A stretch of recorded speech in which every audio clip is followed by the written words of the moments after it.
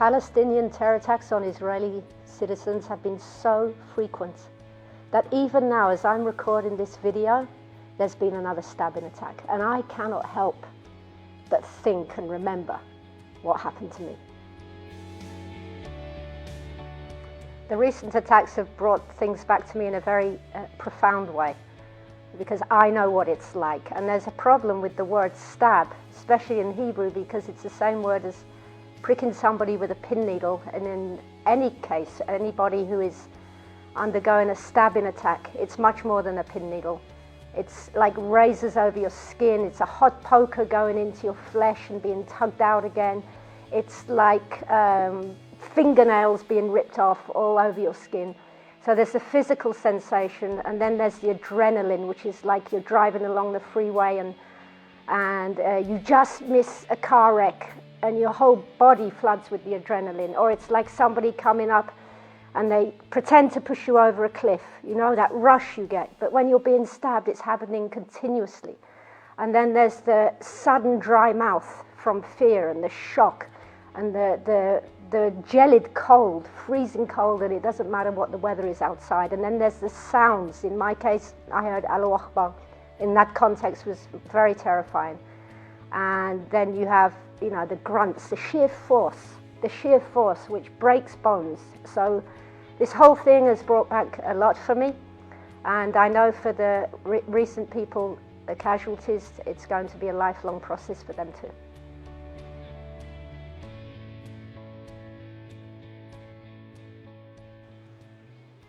I would like to say that as a victim of Palestinian Islamist terrorism, it is something that will stay with you all your life.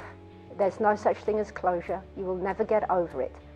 But I also want to say, because we're in Israel and the Jewish people have always chosen life, and we're a community, and together we can get through this.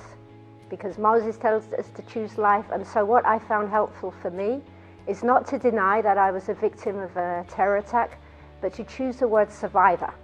You know, survivor, it has more of a purpose, and we might not be able to work out why things happen and why bad things happen, but we can make sense out of senselessness. So I just want to say to you all personally, whatever I can do to help, which isn't much, I'm there for you, and so are all the good people of Israel.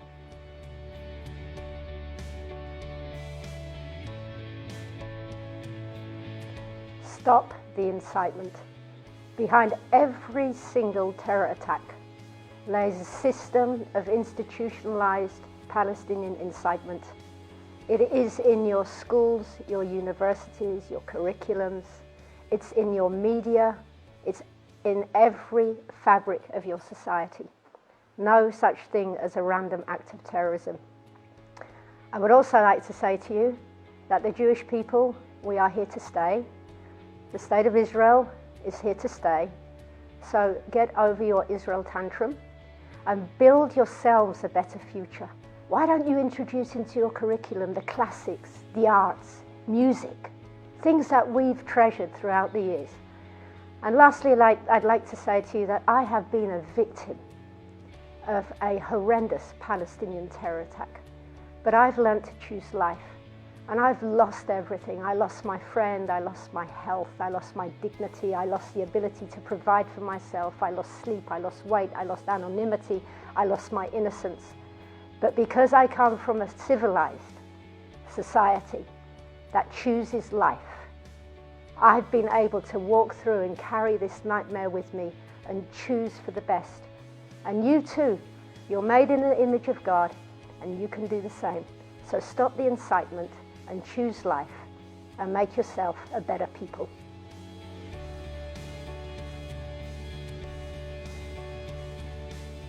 I'd imagine that everybody watching this video wants peace, and I want peace.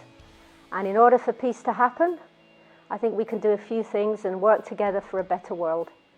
Firstly, I'd like to ask you, each and every one of you, to lobby your governments and demand that the cessation of funding of incitement that leads to terrorism. This will be better for Israel, and it will be better for the Palestinians themselves.